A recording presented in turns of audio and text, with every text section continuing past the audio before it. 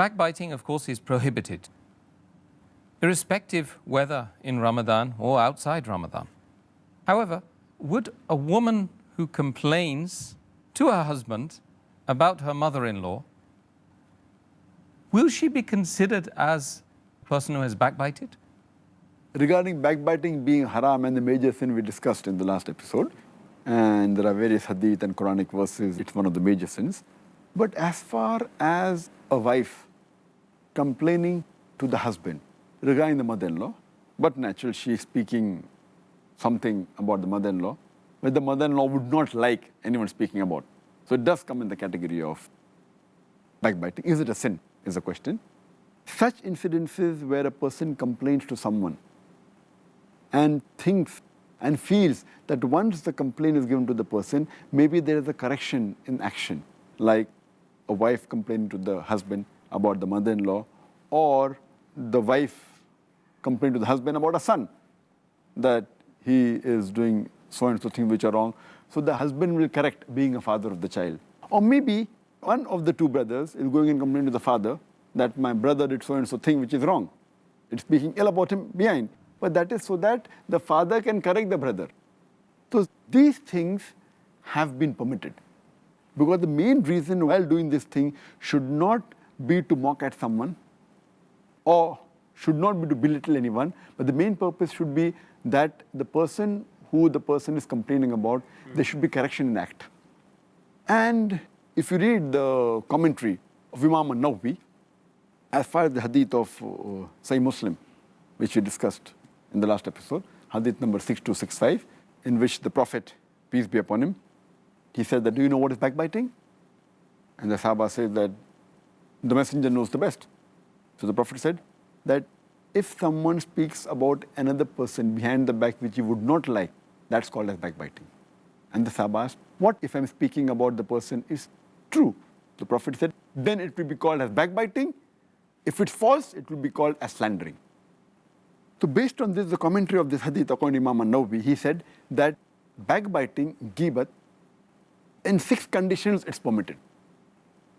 Number 1, he says that if something is told to a ruler of the land or to a judge, complaining against the act of another human being who has done wrong to the person. Maybe he's stolen some wealth from you, taken your property away, or done injustice to you. So if you go and complain to a ruler or to a judge against another human being, another Muslim, this is permitted because you want the wrong to be undone. So in such cases, ghibat is permitted. Category number 2, that if you complain to someone who you feel that person has an influence on the person who has done an evil act or a sin, and you feel that he will stop doing that evil act, you're permitted. For example, if you know of a friend who's very close to the person who's done an evil act or done a sin, and if you tell him that your friend has done so and so thing, or is drinking alcohol, and you feel that he has an influence on the other person, and he can prevent him from doing the sin, it's permitted to ghibat. So the question regarding the wife complaining to the husband either comes in the first category or the second category.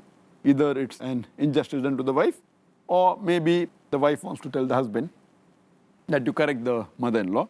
It may come in first 2 categories. The remaining 4 categories which Imam an-Nawawi said ghibat can be done. The third is that if you're approaching a mufti or a religious person for some religious advice, so you may say that my father has done so and so act, or my wife has done so and so act, and describe the act, and ask me what should I do. Even in this case, if you avoid naming the father or the mother, or say in the third person that my friend's father is doing so and so, it is preferable. But in such cases, while taking religious advice or a fatwa for a particular act, it's permissible. The 4th category, which Imam an-Nawawi says that ghibat is permitted, is that when you know of a narrator who is a liar, and if he narrates any hadith, so it becomes incumbent on you to tell the people that he's a liar, or his memory is weak because to protect the Sharia. Or, for example, if someone is selling a slave, and if he knows that there are some bad habits in the slave, or maybe he does adultery, so it's compulsory that the person who's selling it should tell to the buyer that the slave has so and so faults. Or if a person asks you that he wants to marry another person and asks you how is the person, so that becomes obligatory on you to tell the wrong points or the points which are not correct in that human being. Your intention here is not to belittle that human being. Your intention here is not to degrade the person, but your intention is to give the right information, whether for marriage or for business. So in these cases, this is the fourth category where Imam an-Nawawi says that is permitted.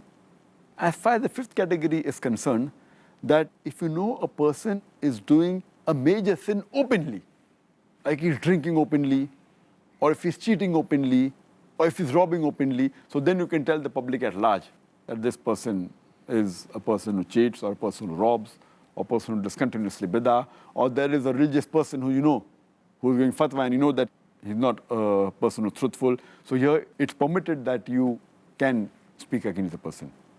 And the sixth category is that while identifying a person, if someone asks you for identification, at that time, to identify the person, you may have to use his nickname, which the person may not like. Like you may have to tell that the person who shot, person who's tall. So here you're using these nicknames to identify the person which the person may not like.